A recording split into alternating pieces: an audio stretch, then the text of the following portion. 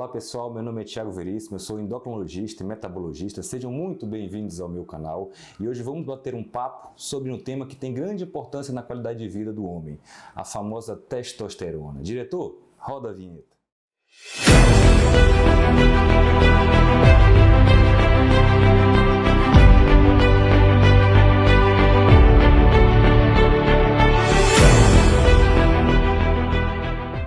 Como nós podemos fazer para aumentar nossa testosterona em 30 dias? Mas antes disso, se inscreva no canal, compartilhe com os amigos, com a família, para que mais pessoas possam ter acesso ao conhecimento sobre um hormônio tão conhecido e tão importante. Obrigado.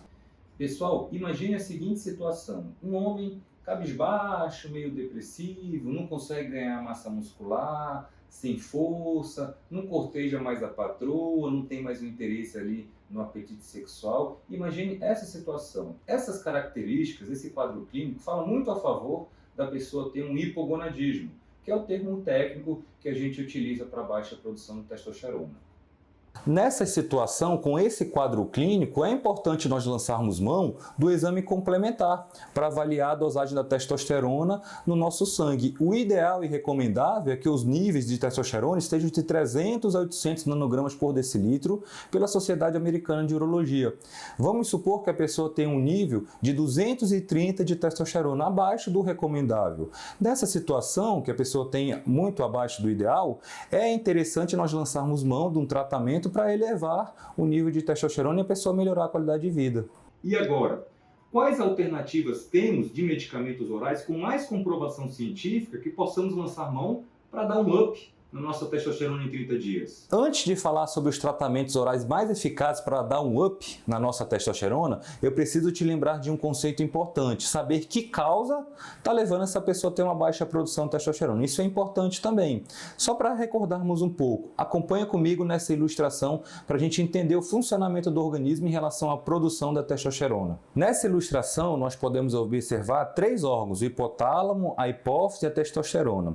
É justamente a interação desses três órgãos que faz com que o nosso testículo produza a nossa testosterona. Em que sentido?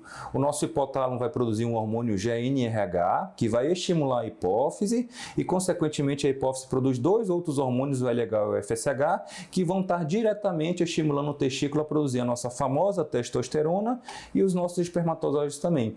Então é importante entender um pouco esse conceito para a gente saber como é que se dá a produção da nossa testosterona e até os medicamentos que a gente vai usar. Portanto, temos que ter entendimento nesse conceito do funcionamento do organismo, porque várias causas, como problemas na hipotálamo, tumores na hipófise, podem fazer com que a gente tenha uma baixa produção de testosterona. As três causas mais comuns que a gente observa no dia a dia. Primeiro, a pessoa tem um sono irregular. O sono inadequado nos leva a ter uma alteração em relação ao funcionamento da hipófise. Consequentemente, a hipófise não estimula a testosterona como deveria no testículo a ser produzido. O segundo fator bastante importante, excesso de gordura corporal. Homens que têm excesso de gordura corporal têm mais transformação de testosterona em estrogênio, ou seja, tem uma menor concentração de testosterona. Por isso é importante também a gente controlar o nosso peso, principalmente a gordura corporal.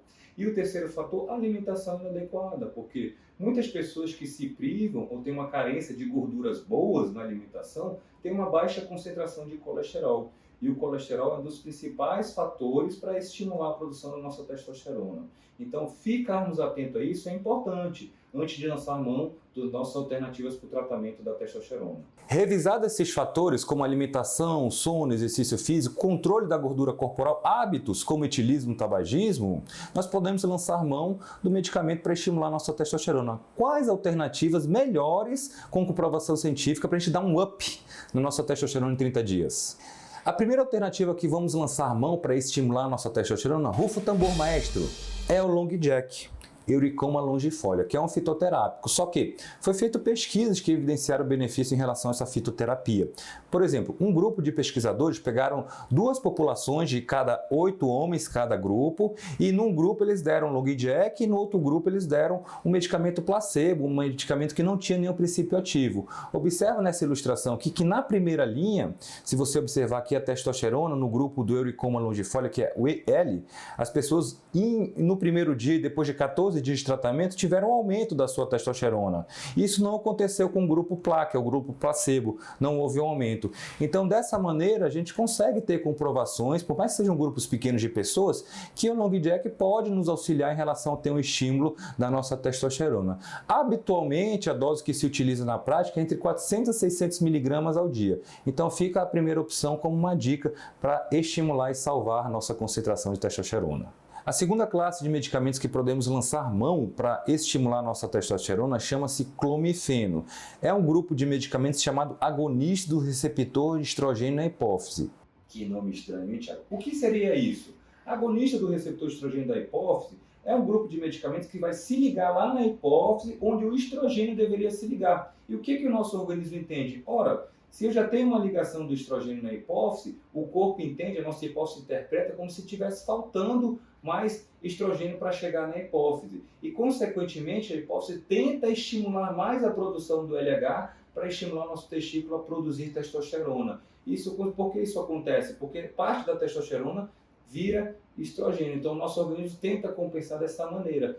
Tem um local lá que fica já se ligado pelo medicamento na hipófise, o corpo entende, opa, não está vindo estrogênio, o que está acontecendo? E tenta produzir mais o LH, que é o hormônio da hipófise, para estimular a testosterona. E parte da testosterona vira estrogênio. Então, o mecanismo é meio sagaz nesse sentido. É um ótimo medicamento para estimular a nossa testosterona. Habitualmente, se usa dose de 25 a 50 miligramas ao dia. E com o passar do tempo, as pessoas tendo boa resposta, a gente começa a ter um desmame progressivo, às vezes fazendo doses em dias alternados para manter níveis habituais e depois suspender o medicamento com o passar do tempo. A terceira alternativa que nós temos para lançarmos mão, para dar um gás, para dar um fôlego na nossa testosterona, é um grupo de medicamentos chamado inibidor da enzima de aromatase.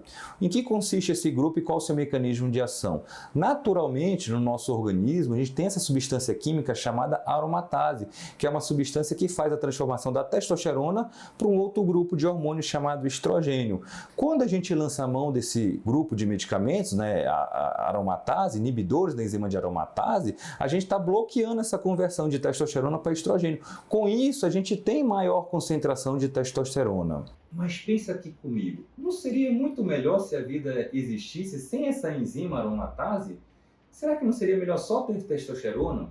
Pessoal, o nosso corpo é muito sagaz, ele vive num equilíbrio dinâmico diariamente. A gente precisa do estrogênio também. O estrogênio é importante para a saúde sexual, para a libido, para a circulação, para a saúde dos ossos, para a gente evitar osteoporose. Então é importante que nós tenhamos também um pouco de estrogênio. A gente só tem que ter um equilíbrio em relação à testosterona e o estrogênio, ok? O principal exemplo dessa classe de medicamentos inibidores da aromatase é o anastrozol, que habitualmente nós utilizamos uma dose 0,25 a 0,5 miligramas em dias alternados. Por que uma dose tão baixa em dias alternados? Porque, como eu falei, a gente também precisa do estrogênio, então bloquear demais a nossa concentração de estrogênio pode ser maléfico. Então, habitualmente, a gente começa com uma dose menor para ver como o corpo vai evoluir nessa questão desse. Se a gente está usando esse inibidor, consequentemente, a gente vai diminuir mais a produção do estrogênio e aumentar mais a da testosterona, ok? Mas fica a ressalva que é importante também esse equilíbrio testosterona e estrogênio. Não usar muita dose em relação a esses inibidores de aromatase, porque a gente pode ter também prejuízo. Beba água. Então, fica a dica dessas 3 classes de medicamentos que podemos lançar mão. Em 30 dias a gente consegue ter uma resposta boa, revisando os exames, com a melhora da produção da testosterona. Mas sempre importante, procure um médico para lhe acompanhar, de sua confiança, para você ver como você está evoluindo, para saber se realmente precisa fazer doses maiores ou se precisa realmente usar essa classe de medicamentos. Fica a dica, um beijo no coração e até a próxima.